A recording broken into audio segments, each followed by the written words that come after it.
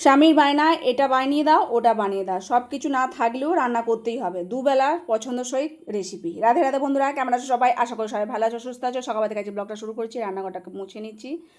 মোছা পরিষ্কারই থাকে রাত্রিবেলা, তো সকালবেলা আর একটু মুছে নিয়ে তারপর রান্না বসাই। তো একদিকে অন্নটা বসিয়ে দিয়েছি হাঁড়িতে জল দিয়ে, তারপর চাল ধুয়ে তুলে দেবো। সকালে রান্নার জন্য প্রভুজি বলে দিয়েছে ছানার কোপ্তা করতে, তো কিন্তু ঘরে দুধ নেই যে ছানা কাটিয়ে নেবো, সেটা নেই। তো পনির ছিল একটা, সে পনিরটাকে বার করে নিয়েছি। জানি না পনির দিয়ে কেমন হবে, পনির দিয়ে ছানার কোপ্তা হয়। প্রেশার কুকারের মধ্যে পাশে কাছে ডাল অল্প পরিমাণে করেছি, আর তার মধ্যে হাঁড়িটা জল ফুটে গেছিলো, তো চালটা ধুয়ে তুলে দিলাম। পটল বানিয়ে নিয়েছি, আর ছানার কোপ্তা করার জন্য পনিরও বার করে নিয়েছিলাম। সেই পনির দিয়ে একটু মশলা দিয়ে, গুঁড়ো মশলা, তারপর আদা বাটা, কাঁচা লঙ্কা বাটা সব দিয়ে আর কোপ্তাগুলো করে নিয়েছি। তবু ছানা যেরকম হয় একটু ফাটা ফাটা মতো হচ্ছে, যেমন করে রসগোল্লা করে সেরকমভাবেই বানিয়েছি। কিন্তু কড়াতে দেবো তখনই দেখছি তেলে সব ছেড়ে যাচ্ছিলো। তো একদম অল্প তেলে ভাগিস দিয়েছিলাম, নইলে বেশি তেলে দিলে পুরো ছানা আকার গুলে যেত।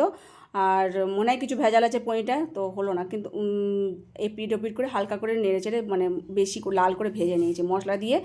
এখন আলুটাকে কষিয়ে নিলাম, তারপর পটলও দিয়ে দিয়েছি। এখন কোপ্তাগুলো দিয়ে দিলাম, বেশি না ফোটাবো না, হালকা একটু ফুটিয়ে নিয়েই গরম মশলা, একটু মিষ্টি আর একটু সাঁতলে নিলেই হয়ে গেছে ছানার কোপ্তা।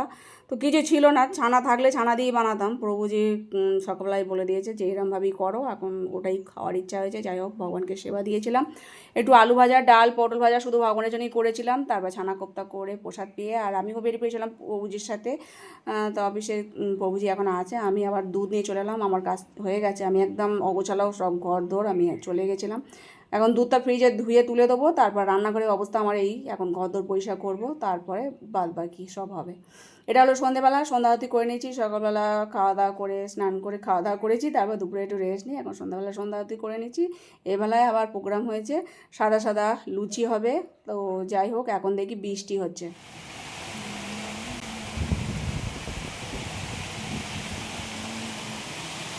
সাদা সাদা লুচি হবে, তার জন্য ময়দা মাখবো। এদিকে তার সাথে ছোলার ডাল করবো বলে একটুখানি হালকা খাবার সোডা দিয়েছি, একটু লবণ দিয়ে প্রেশার কুকারের মধ্যে ছোলার ডালটা সেদ্ধ বসিয়ে দিয়েছি। তো ছোলার ডালটা হয়ে গেছে, মানে সেদ্ধ হয়ে যাবে আর একটু গোটা গোটা থাকবে, এটাকেই সাঁতলাবো। আর আটা ময়দা মিশিয়ে, ময়দা বেশিরভাগ দিয়েছি, আটা কম দিয়েছি, যেহেতু সাদা লুচি হবে বলেছে তো প্রভুজি, তো সেই জন্যই ময়দা ভাগটা বেশি। ময়াম দিয়ে এখন মাখিয়ে নিচ্ছি, তারপর ছোলার ডালটাকে সাঁতলে নেবো।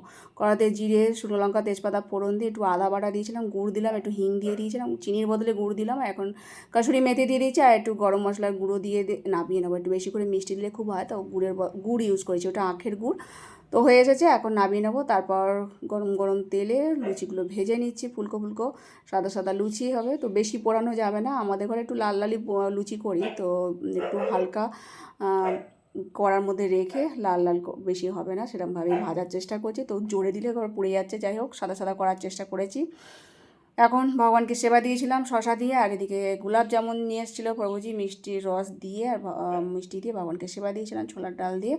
এই রাতের মহাপ্রসাদ, দুবেলায় স্বামীর পছন্দ মতো রেসিপি হয়েছে, খেতে কিন্তু খুব সুস্বাদু হয়েছিল। গরম গরম প্রসাদ পাচ্ছি। আর আজকের মতো ভিডিও এখানে শেষ করছি। সকালে ভালো থেকো, সুস্থ থেকো। হরে কৃষ্ণ।